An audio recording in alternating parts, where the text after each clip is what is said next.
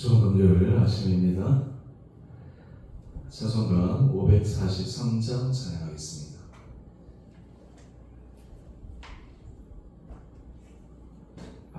찬송가 543장입니다.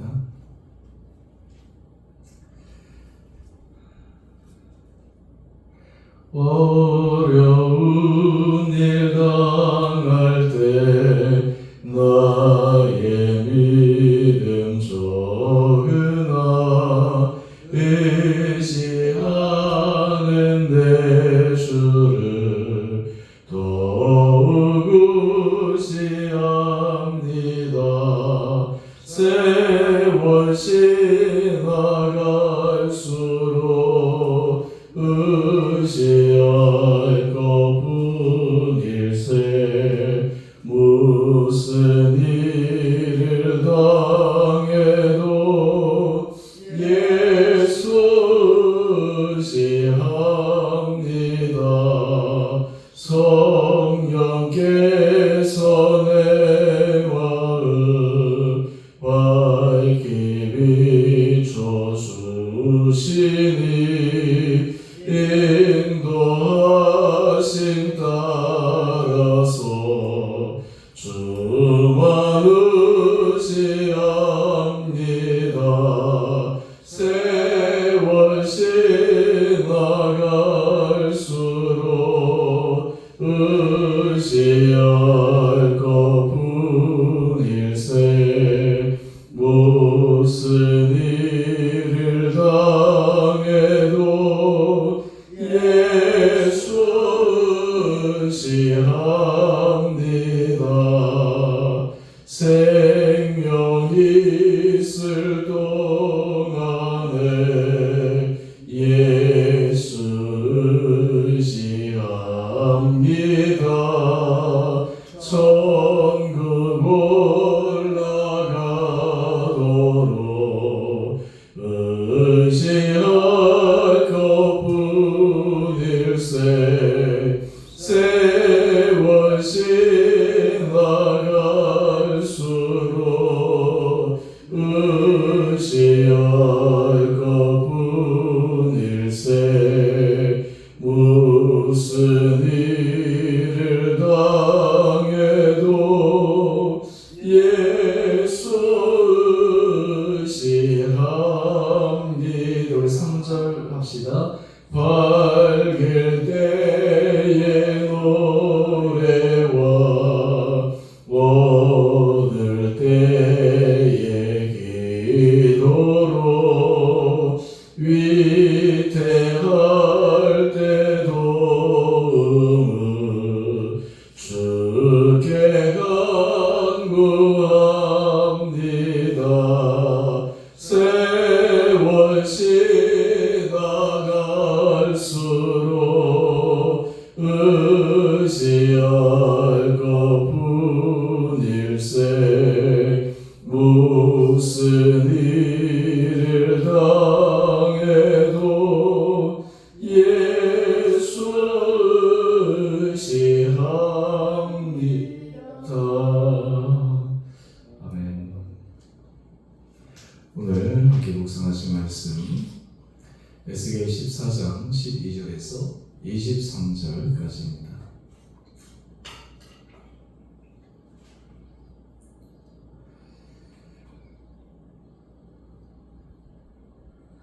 여호와의 말씀이 또 내게 임하여 이르시되 인자야, 가령 어떤 나라가 불법을 행하여 내게 범죄함으로 내가 손을 그 위에 펴서 그 의지하는 양식을 끊어 기근을 내려 사람과 짐승을 그 나라에서 끊는다 하자.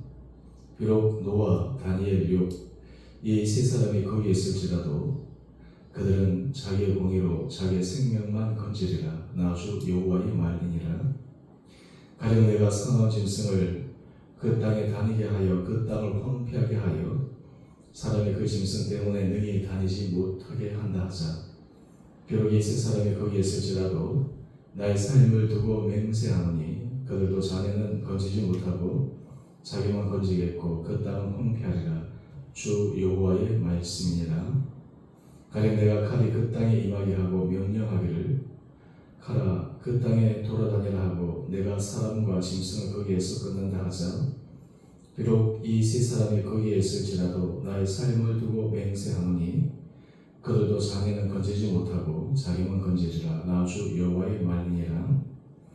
가령 내가 그 땅에 전염병을 내려 죽임으로 내 분노를 그 위에 쏟아 사람과 짐승을 거기에서 끊는다 하자 비록 노아 다니엘 욥이 거기에 있을지라도 나의 삶을 두고 맹세하노니 그들도 장애는 건지지 못하고 자기의 공의로 자기의 생명만 건지리라. 주 여호와의 말씀이니라. 주 여호와께서 이같이 이르시되 내가 나의 네 가지 중한 벌 곧 칼과 기근과 사나운 짐승과 전염병을 예루살렘에 함께 내려 사람과 짐승을 그 중에서 끊으리니 그 해가 더욱 심하지 아니하겠느냐. 그러나 그 가운데 피하는 자가 남아 있어 끌려 나오리니 곧 자녀들이라. 그들이 너희에게로 나오리니 내가 그 행동과 수행을 보면 내가 예루살렘에 내린 재앙 곧 그 내린 모든 일에 대하여 내가 위로를 받을 것이라.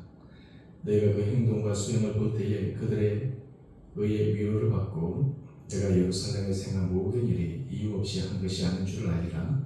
주 여호와의 말씀이니라. 아멘.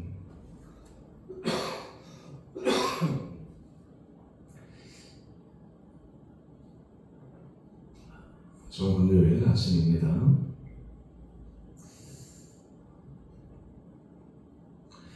우리는 우리 삶을 객관적으로 바라본다고 하지만 항상 주관적으로 바라볼 수밖에 없습니다.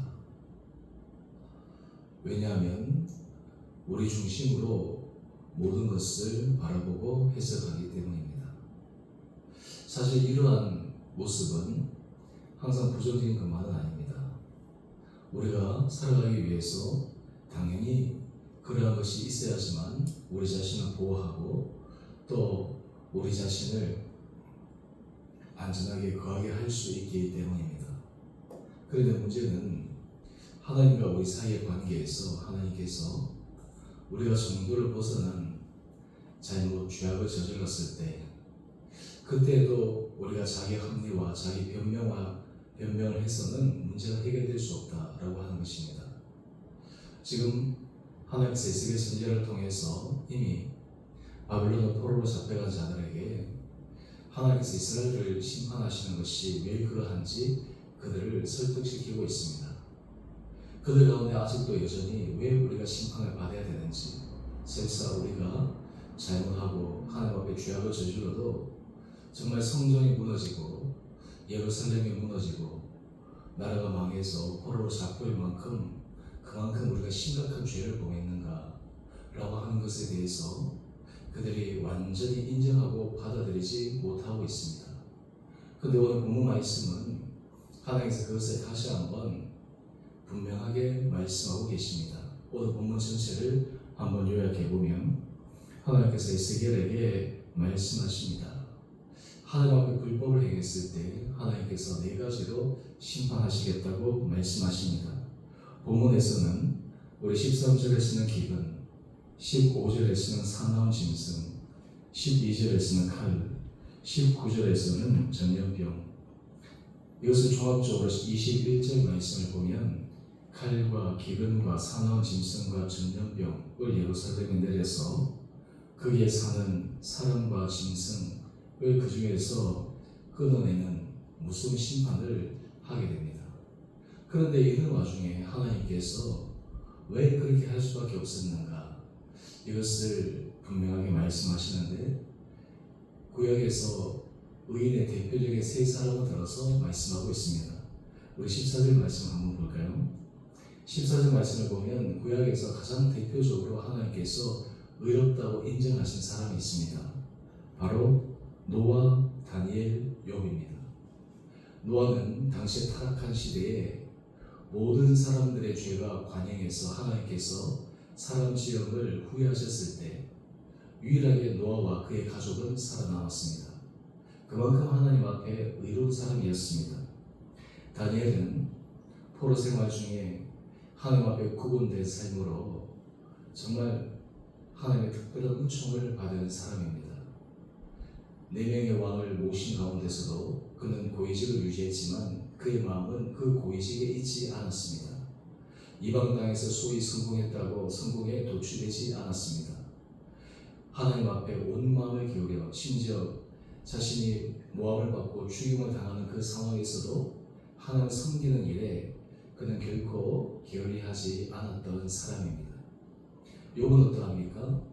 욥은 동방의 의인이라고 하나님께서 명시적으로 말씀한 사람입니다. 심지어 이런 하나님의 마음을 사탄이 그러지 않다라고 확증하기 위해 욥에게 시험을 내려보라고 이야기합니다. 왜 그렇습니까? 욥이 하나님 앞에 받은 축복이 너무나 많았기 때문입니다. 그는 의인으로서 살아갔을 뿐만 아니라 정말 세상적으로도 거부였습니다. 자녀들도 많았습니다. 세상적으로 얘기하면 영향력도 높았습니다. 동망도 높았습니다. 한마디로 얘기해서 세상에서 누릴 수 있는 모든 것을 다 누리고 있던 사람이었습니다. 오죽했으면 사탄이 하나님 앞에 욥을 참소합니다. 만약 욥이 가지고 있던 모든 것을 하나님이 다 가져가신다면 정말 욥이 하나님을 섬길 수 있겠습니까? 욥이 하나님 앞에 의롭고 경건하게 살아가는 이유는 그가 땅에서 받은 복이 크기 때문입니다. 재산도 많고 장의 복도 있고 세상의 명망도 있고 건강하고 세상 모든 사람들이 부러워할 만한 것을 그가 다 가졌는데 어떻게 그가 하나님을 섬기지 않을 수 있겠습니까? 정말 그가 하나님 앞에 의인이라면 그 모든 것이 다 사라졌을 때 그의 마음 상태를 한번 체크해 보면 됩니다. 하나님께서 이 사탄의 시험을 허용하셨습니다. 단 욥의 생명은 결코 가져가지 못하도록 막으셨습니다. 그 결과 어떻게 되었습니까? 욥의 자녀들이 일시에 죽습니다. 욥의 모든 재산이 다 사라져 버리고 맙니다. 욥이 자신이 그렇게 하나님 앞에 의롭게 살아왔지만 몸에 악청으로 감정으로 고통당하는 삶을 삽니다. 심지어는 그의 아내가 남편 욥에게 하나님을 저주하고 죽으라 할 정도로 그의 인생은 정말 참혹했습니다. 그를 찾아온 친구들이 욥에게 아무 말도 하지 못하다가 꺼내는 말의 논점은 이런 모든 벌은 욥이 하나님 앞에 죄악을 지었기 때문에 죄악을 토로하고 하나님 앞에 회개하라고 이야기를 합니다. 이럴 때 욥은 계속해서 변명합니다. 나는 하나님 앞에 죄 지은 것이 없다. 이렇게 내가 큰 심판을 받을 만한 이유가 없다. 그런데 욥이 나중에 그가 깨닫습니다. 자신은 의로운 줄 알았는데, 자신은 깨끗한 줄 알았는데 자신의 생각 안에서만 걸어있다는 것이죠. 하나님의 섭리와 계획을 그가 미처 바라보지 못했다라고 하는 것이죠. 그러면서 그는 유명한 고백을 합니다. 지금까지 귀로만 들었던 하나님 눈으로 뵙습니다.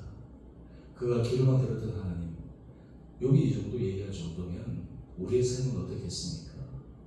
이처럼 성경에서 노아, 다니엘, 욥 이 세 사람의 의로움은 그 어떤 사람도 따라갈 수 없을 만큼 출중한 그러한 사람이었습니다. 그런데 이런 사람이 이 성 가운데 있을지라도 이 사람만 하나님 앞에서 구원을 받는다라고 말씀합니다. 이것을 우리가 좀 이해하기 위해서 소돔과 고모라 성의 사건을 이해할 필요가 있습니다. 하나님께서 그 성을 벌하시기 위해서 천사들을 보내실 때 아브라함이 하나님 앞에 기도하지 않습니까? 50년부터 시작해서 계속 기도해서 마지막 의인 10명까지 하나님께서 아브라함의 기도를 들으시고 만약 그 성에 의인 10명만 있어도 그 성을 심판하지 않겠다 말씀하신 것입니다. 소돔과 고모라 성의 죄악은 정말 그 타락이 끝이 없었습니다. 그런데 의인 10명만 있으면 하나님께서 그 성을 심판하지 않으시겠다고 말씀하셨는데 지금 가장 의로운 이 세 사람이 이 예루살렘 여기에 있다 하더라도 그들은 그 성을 구원할 수 없다라고 말씀합니다. 그만큼 지금 예루살렘이 타락했다는 것입니다. 심판을 받을 만했다라고 하는 것입니다. 심지어 우리 15절 이하의 말씀을 계속해서 보게 되면 사나운 짐승, 칼, 전염병, 이 하나님의 무서운 심판이 임할 때 정말 이 의로운 이 세 사람을 통해서 이 사람만 구원을 받을 수밖에 없는데 또한 그들의 자녀도 건지지 못한다 말씀합니다. 노아로 인해서 그의 자녀들이 구원을 받았습니다. 롯이 그 소돔과 고모라 성의 심판 때 하나님께서 롯을 불쌍히 여기셔서 그의 딸들이 구원을 받았습니다. 그런데 하나님께서 지금 이 예루살렘의 죄악이 얼마나 관인한지 이 세 사람의 의조차도 그의 자녀들을 구원할 수 없다라고 하는 것입니다. 왜 하나님께서 이렇게 선지자를 통해서 말씀하실까요? 그들의 죄를 그들이 제대로 직시하고 증명하고 인정하기를 원하는 것입니다. 오늘 본문 말씀을 보게 되면 우리 22절 이하의 말씀인데요. 그들 가운데 심판 후에 남아있는 자들이 포로로 끌려올 터인데 우리 22절 중반절 말씀 한번 보십시다. 그 행동과 소행을 보면 내가 예루살렘에 내린 재앙 곧 그 내린 모든 일에 대하여 너희가 위로를 받을 것이라. 여기서 위로를 받는다라고 하는 것은 여러분 뒤에 본문 해설에서도 언급되고 있는데 하나님의 심판의 정당성을 받아들일 수밖에 없다라고 하는 것입니다. 그들의 소행, 그들이 하는 실질적인 모든 일을 보면 이래서 심판을 받게 되는구나 인정하게 되는 것입니다. 여러분과 삶의 자리에 하나님의 새로운 은혜를 받기 위해 하나님께서는 우리에게 놀라운 길을 제시해 주셨습니다. 바로 그것이 무엇일까요? 회개라고 하는 것입니다. 돌이킴이라고 하는 것입니다. 우리가 예수 그리스도의 놀라운 은혜를 받기 위해 주님은 우리에게 영적인 놀라운 길을 허락하여 주셨습니다. 문제 해결의 가장 최고의 길은 무엇일까요? 하나님 앞에 회개하는 것입니다. 인정하는 것입니다. 사실 우리들은 하나님 앞에 하나님 어떻게 이럴 수 있습니까? 어떻게 이럴 수 있습니까? 그럴 때가 많이 있습니다. 그런데 우리가 하나님 앞에 겸손하게 서게 되면 하나님 저를 불쌍히 여겨주시고 저를 긍휼히 여겨주시고 제 모든 부족함을 사하여 주시고 정말 주님의 의로움과 오름이 제 삶 가운데 드러나기를 원합니다. 여러분 이러한 고백이 우리 삶을 새롭게 만들 수 있는 놀라운 영적 비결이 아닐까 생각해 봅니다. 사실 이 과정까지 가는 것이 굉장히 어렵습니다. 쉽지 않습니다. 그런데 여러분 참 신기한 것은요. 하나님 앞에 회개하고 돌이키는 것이 얼마나 큰 은혜인지 모릅니다. 얼마나 큰 은혜인지 몰라요. 예수님의 제자 가운데 가룟 유다를 잘 아실 것입니다. 가룟 유다가 예수님을 팔았습니다. 그런데 그 행위 자체로 잘못된 것이지만 더 큰 잘못이 있었습니다. 그가 자신의 한 행동에 대해서 뉘우치고 후회합니다. 하지만 그는 하나님 앞에 진정한 회개, 하나님 앞에 자복으로 나가지 않습니다. 끝까지 그냥 자신의 잘못을 자기가 책임지겠다는 듯이 자기 스스로 자신에 대해서 응당한 벌을 내려버리고 맙니다. 여러분 그에 반해서 베드로도 비슷한 죄를 지었습니다. 예수님을 부인했습니다. 심지어는 저주하며 부인했습니다. 그런데 이 베드로는 나중에 회개하고 돌이키지 않습니까? 여러분 우리 삶의 자리에 하나님은 그것을 보고 계십니다. 그래서 우리에게 문제가 일어났던 것보다 더 큰 것은 그 문제가 해결되는 과정 속에 하나님의 은혜 자리에 어떻게 서느냐 이것이 참으로 중요합니다.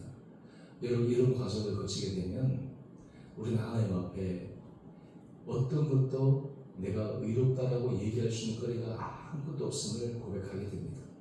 오직 예수님의 사도 바울이 그는 죄인 중에 괴수라고 고백하게 될까요? 여러분 의로운 사람일수록 하나님 앞에 죄인의 괴수라고 고백하게 됩니다. 반대로 그 안에 하나님 앞에 의롭지 못할수록 나는 의롭다라고 스스로 변명하게 됩니다. 이것이 굉장히 역설적인 진리입니다. 하나님 앞에 죄인이라고, 하나님 앞에 잘못된 그러한 부분을 내가 가지고 있다고 고백할 때 하나님은 우리를 의롭다 인정하십니다. 반대로 나는 잘했습니다. 나는 옳습니다. 나는 하나님 앞에 그렇게 심판받을 일이 없습니다. 라고 이야기하는 그 자체가 하나님의 무서운 심판의 대상이라고 하는 것을 증명하는 것입니다. 여러분, 이러한 시간들이 얼마나 필요할까요? 70년이라는 시간이 필요했습니다. 70년의 시간이 지나서 그들이 뉘우치고 회개하고 돌이킬 때 하나님께서 그들을 다시 회복시켜 주셨습니다. 오늘 우리가 이 말씀을 통해서 이스라엘 백성들의 이 모습이 정말 이 세상을 살아가는 많은 일들에 있어서 일어나는 보편적인 원리입니다. 그렇다고 해서 우리 삶의 자리에 심각한 문제가 일어나는 것 그 자체가 항상 우리의 죄만으로 일어났다라고 보기는 어렵습니다. 아까 전에 제가 욥의 말씀도 드렸지만 욥이 큰 어려움과 시험, 환난을 당한 것은 사탄의 시험으로 인해서 그의 의를 하나님 앞에 증명하기 위한 그런 유혹일 수도 있습니다. 그런데 중요한 것은 어떤 것이든지 간에 욥이든 또 아니면 하나님 앞에 죄악을 저지른 것이든 궁극적으로는 하나님 앞에 연약한 자임을, 하나님 앞에 의롭지 못한 자임을, 하나님 앞에 부족한 자임을 고백할 때 하나님의 놀라운 구원의 은혜 역사를 경험할 수 있다라고 하는 것입니다. 오늘 이 아침 하나님께서 우리에게도 이런 지혜와 이런 깨달음의 은혜가 있게 되기를 원합니다.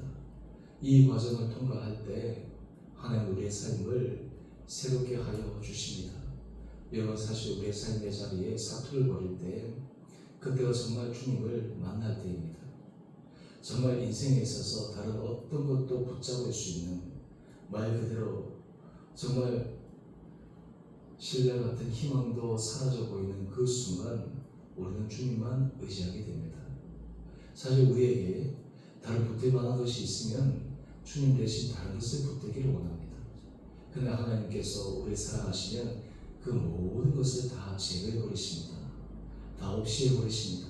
마치 죽을 것만 같은데 그때 눈을 들어 주님을 바라보고 은혜를 구할 때 하나님 우리 삶을 새롭게 하시리라 믿습니다. 오늘 우리가 에스겔 선지자의 이 정말 이스라엘 백성들 향한 하나님의 그 깊은 마음을 우리가 다시 한번 묵상하며 주님 앞에 겸손함으로 때로는 자복함으로 하나님의 은혜를 구하며 나가는 이 귀한 아침 시간 되시게 되기를 주님 이름으로 축원드립니다. 함께 기도하겠습니다.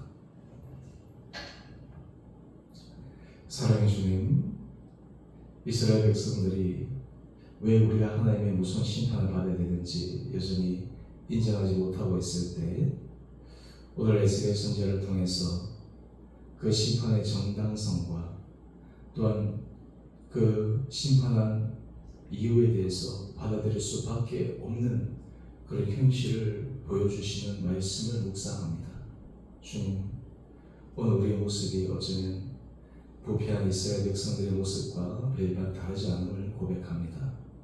주님, 죄를 긍휼히 여주시고 불쌍히 여주시고 우리 안에 정말 주님의 놀라운 구원의 역사가 일어날 수 있도록 주님 앞에 두 손 들고 통해 자복하며 은혜를 구하는 겸손한 마음으로 나가게 하여 주시옵소서.